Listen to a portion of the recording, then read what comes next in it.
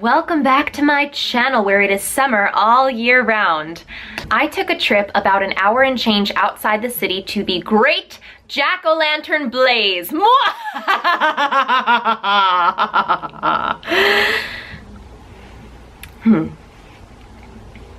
And it was magical. But I'm gonna start from the very beginning. I've heard it's a very good place to start. I bought a ticket for the Metro North to go to the Croton Harmon station, and I don't actually know where that is located. It's in the state of New York, but it's actually outside the city, but it's still within the state of New York. So I still don't quite know where it was, and I made it out alive, so I'm doing okay. I had to work in Chelsea until about 6:15. And I was dismissed at like 6:10. So 10 after, my boss said, you can go. I know you have to catch a train at 6:42. A 6:42 train. Okay? So for those of you who don't know how far Chelsea is from Grand Central Station, where the train was leaving from, it's not that far. Kind of looks like this. So I left work, I headed downstairs, and I called an Uber to come get me. And I used a regular Uber, even though I usually use a pool, because it would be faster. And my ETA jumped from 6:32 to 6:35, and then to 6:38, and then to 6:39, and then to 6:40, and then to 6:43. And by the time it hit 6:43, I was so fearful that I was going to miss my train, so I jumped out of the Uber where I was. I was at 33rd Street, thank goodness, and I jumped right on a 6 train and headed up one stop to Grand Central Station. The train doors open at Grand Central, and the whole while as I'm sprinting out of there, my friends are texting me the word run in all caps, which totally stressed me out. And so that's what I did. I ran. I sprinted up the stairs as fast as I could, and then I'm sweaty and I'm drenched in my own sweat, and I still looked adorable and I was glowing, but I mean, it was gross at the same time. And just as I was about to throw in the proverbial towel, I found myself inspired to keep going. And I get upstairs and I realized that the track I needed to be on, track 37, was all the way at the other end of Grand Central Terminal. And so I continue to sprint my way through, and I make a sharp right, and I make it to track 37 just in time at 6:41, and I see the glowing, wonderful faces of my friends who were patiently waiting for me outside the train. Train left at 6:45. Didn't realize I had a few extra minutes. Might have spared me a little bit of stress, a little bit of tension, a little bit of panic, but I'm fine. I made it. So my friends and I get on the train, and by this time the train is packed. Okay, so all the seats are pretty much filled, and we're looking for a spot of 4 to all sit together.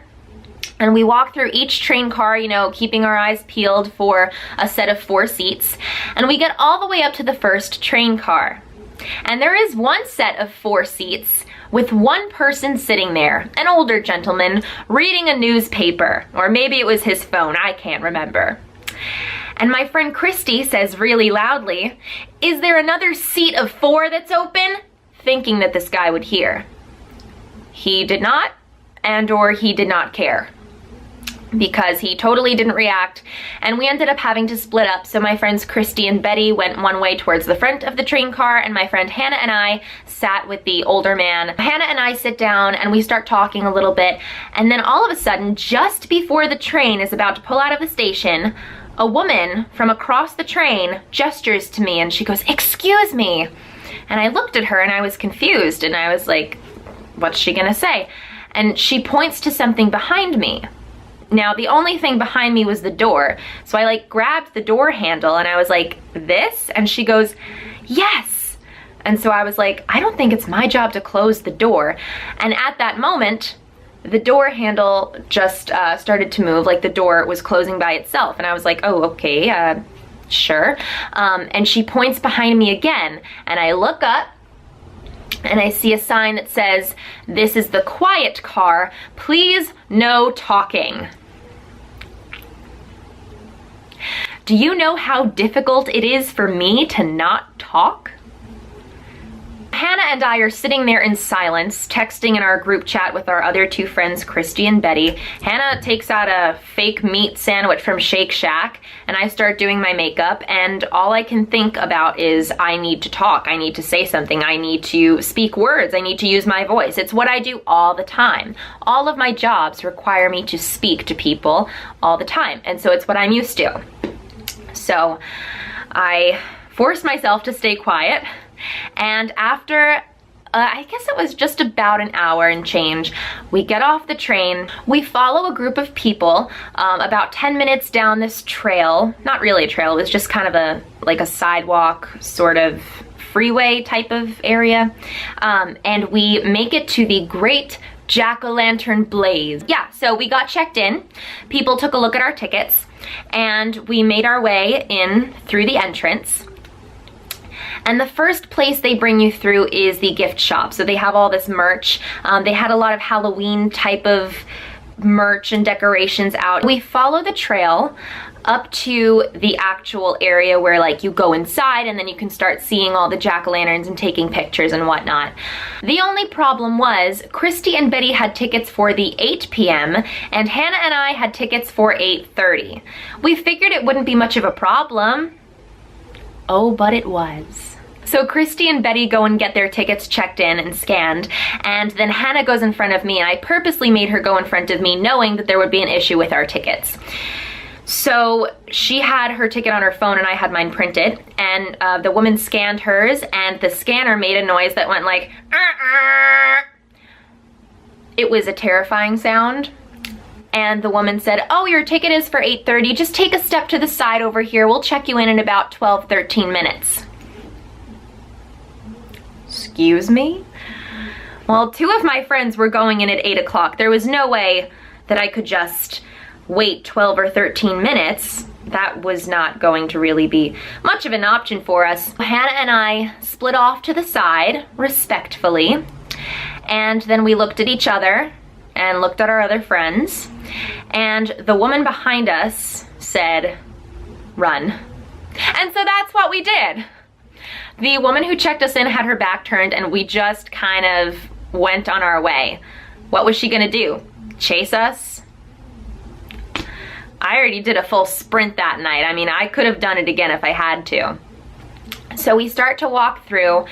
Betty and I got some pumpkin ale beer. It was really, really good. Surprisingly good, because I'm not a beer drinker.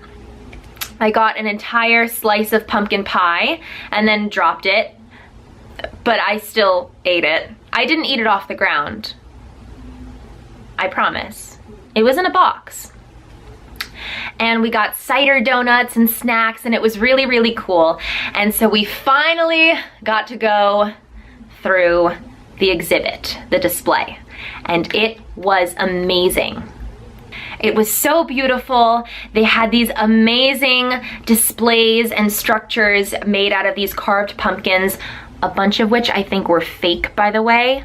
But that didn't take away from how absolutely stunningly beautiful the whole display was. My favorite part of the whole evening was this massive carousel they had made out of these jack-o'-lanterns, and it lit up and it played this really creepy music. There's something really charming to me about like pairing creepy music with like a carousel, something that's supposed to be like for children and very sweet and like family friendly, but the horses that were made out of the pumpkins were like skeletons. It was really, really cool. And just this like really eerie music playing throughout the whole thing until you got past like the Halloween sort of aspect of it and you followed the trail. A big group of people, but like it moved very, very well. And then by the time we reached the Statue of Liberty jack-o'-lantern display, which was absolutely insanely gorgeous, we heard the most like inspiring, wonderful music playing underneath, and it just felt like I was in Disney World. It really felt like a whole world unto itself, a little theme park, and even though it didn't have rides, like it was just, it had a very theme park feel to it, which I love. The other like big attraction there was the Pumpkin Planetarium. It was amazing. It was this big tunnel and it had like all these stars lighting up, changing colors and really fun music. And that's where like everybody stopped to take pictures. You know, like that's where you see the really amazing Instagram pictures coming from.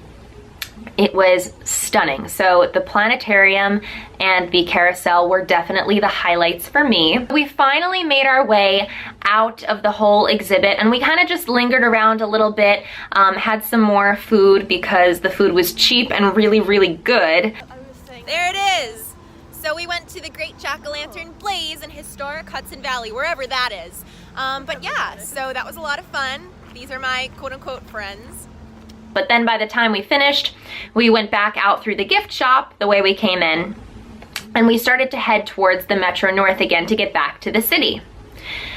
It was about 9:30, and we believed that the last train leaving, or the next train, would be at 10 o'clock.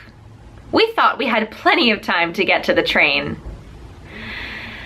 So we head back in the direction of the train station, and when we get down there, we get about, I want to say maybe like 600 yards, I'm not good at math, but like 600 yards away from the train station, we see the train roll in. And it pulls into the station and it stops, and we freaked out. So here we go again, sprinting towards the train just to make it back to the city because the next train wasn't going to leave until at least 11 o'clock, and that was so not on the table for us. So, this group of like four girls is out of their minds, like sprinting to this train and screaming, "Wait, wait, wait!" And we ran up the stairs, and for a split second, like I thought the train was just gonna stay there, and I was like, "Guys, I think we're okay." And they were like, "No, hurry, go." So we get down to the track and we see that the train is just about to leave. The doors are just about to close, and we get down there and the doors close. And we all just kind of sank. And we looked down the station and we saw a man standing outside the train with like the conductor hat, and we were like, please open the doors, we've got to get home. And he motions for us to run up towards him, so we did, and he kept the door open for us. And we got onto the train and we made it, and we actually found an entire row of seats that we could sit together. I'm sweating, look at me. I'm screaming. Wow. We ran from Croton Harmon to where are we going? We're going to Grand Central. What if we got on the wrong train? Stop. We're dead, I checked. This is the right train, right? Yes. We're very out of breath, and we're honestly just happy to be alive and heading back to New York. And we were all out of breath and sweating, but we made it. And it was really adventurous and fun and different from what I usually do. So, yeah. That was my big adventure at the Great Jack-o'-lantern Blaze. Still have no idea where Croton Harmon is though. If anybody knows, please tell me down in the comments.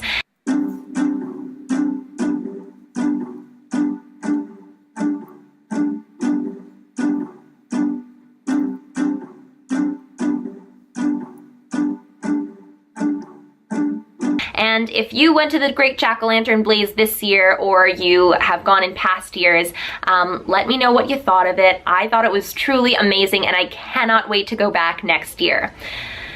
I guess that's kind of all I've got to say for now. I've got to actually head out to a birthday party for a close friend of mine and my roommate. So I'm gonna go, and it's been an absolute pleasure. I like seeing my bun flop. Yeah. Okay, so until next time, please do that thing where you like and you comment and you subscribe on the video, on the channel, etc., and I will see you next time. Bye!